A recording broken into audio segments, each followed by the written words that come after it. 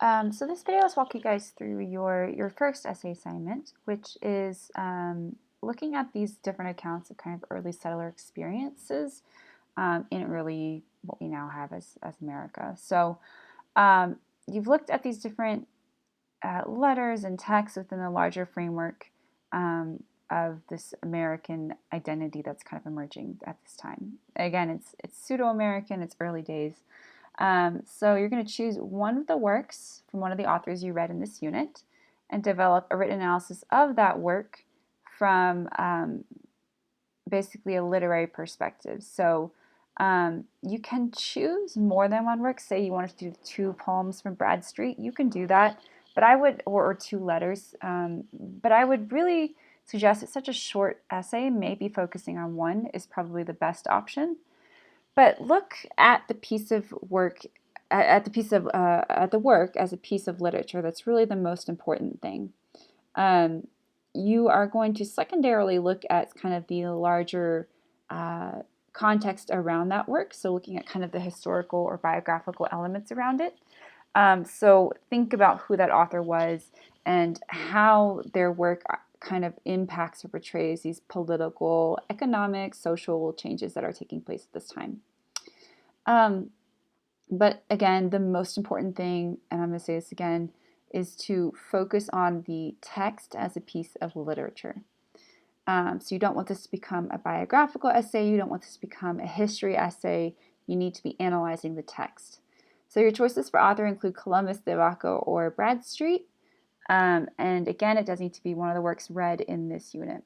So as you kind of make your choice, think about how the text relates to that larger identity. So why does it matter that we read Columbus's views of the early settlers, Columbus's views of the native people, or De Vaca, or Bradstreet as the first transatlantic female poet? Why does that matter that we get this view of early American social structures, gender dynamics, family structures, even religious concepts through her perspective?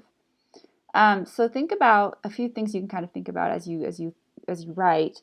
How do the author and work influence or impact the social, political, or economic changes that are taking place? Did Columbus have a direct impact on our understanding of the native people? Absolutely. Or De Vaca or Bradstreet on this early American life. How does the author or work fit or not fit with this quote-unquote new American identity? So what do they represent that is, part of what fabric of what makes us American? And does that fit with this early identity?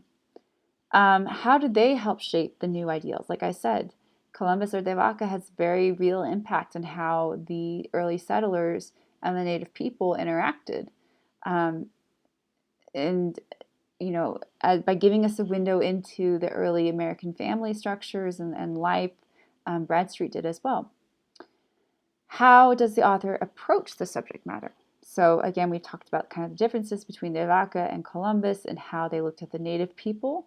How does it have a specific message or goal, that work? What about Bradstreet? Her works, were not necessarily designed for public viewing, some of them. So how does that give us a different perspective?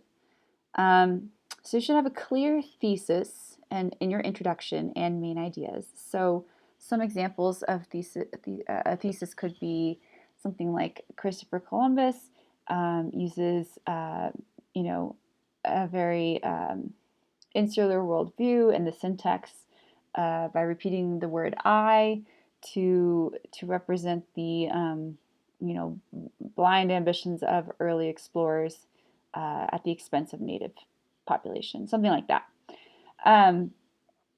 So have a clear thesis and clear main ideas. Your main ideas are likely going to be the literary elements that you want to talk about, and I'm going to give you guys some examples here in a minute. But like I said, the most important thing is that you analyze these as pieces of literature. So think about what I've done in the lectures, where we've looked really at the use of certain words or phrases, certain metaphors or symbols, certain themes or conflicts.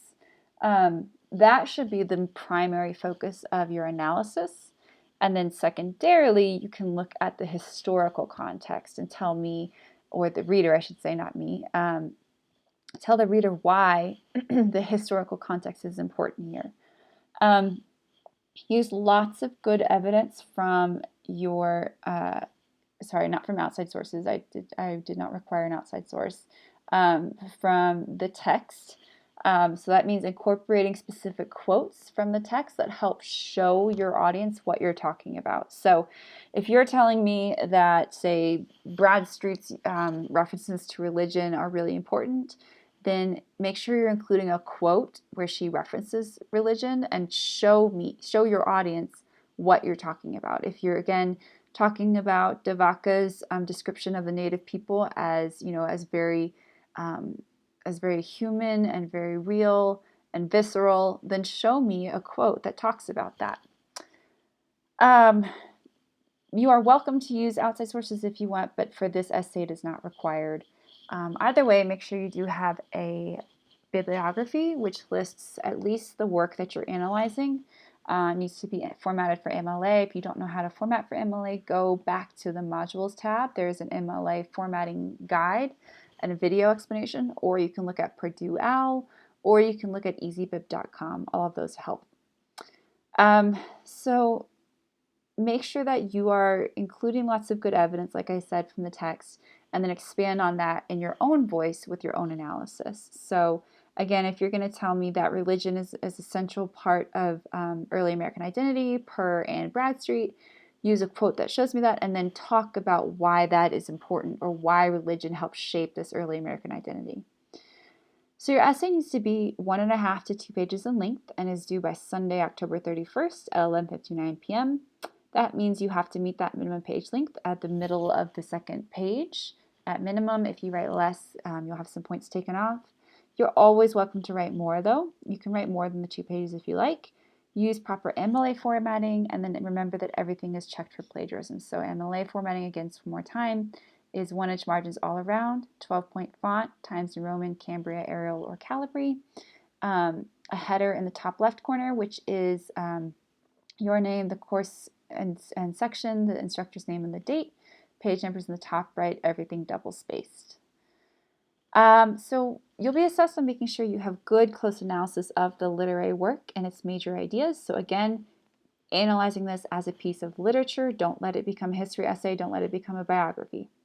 And then secondarily, looking at those other pieces, the author's identity or the historical context. Lots of good evidence from the text to support your claims. Again, apologies, I took out the requirement for having a research source because it is such a short class, so you just need to have it from the primary source. But you're welcome to include other sources if you like. Proper page length MLA formatting and citations, fully developed essay structure, so a good intro with a thesis, clear main ideas, lots of good evidence from the text, an analysis, and a conclusion. In your conclusion, you should restate your thesis and your main ideas in new words. So you want to signal to your audience that you're wrapping up and then give it a nice substantial conclusion, which kind of restates these ideas or reinforces the ideas of your own argument. And then a good, clear organization of all your ideas. So some things you can do, some things you can think about when you're writing this essay, and I've given you a full list of ideas here. I don't expect you to cover all of this. Really, you should be choosing maybe 2, 3 at max, and really diving into these different literary elements. So you can think about things like characterization. So think about archetypes, protagonists, antagonists, major or secondary characters, development. Are they flat? Are they static? Are they round? Are they dynamic? Literary devices like similes, metaphors, personification, foreshadowing, flashback. Structure, so think about the dramatic arc, the rising action, the climax, the falling action, the resolution. Think about conflict, so that could be things like man versus society, man versus self. The point of view as well, the narration, so is it first person, is it third person, omniscience? And then literary concepts like themes, symbols, allusions. And then lastly, secondarily, the historical context. So think about the author's biography or background, the historical events that were taking place around the time of the text, and then the issues that are discussed within the text, social, ethical, moral, whatever it might be. So if you have any questions about this, let me know, but I want you to choose the work and the sort of point of analysis that is of most interest to you. So there's a lot of things you could talk about in these different texts. So kind of choose 2 or 3 main literary elements and one kind of central thing to talk about. And make sure that you are meeting the requirements for the page links, and make sure you're citing anything. So if you have quotes from your texts or even secondary sources, make sure you're citing those in text as well as on the bibliography. And please let me know if you have any questions as you write.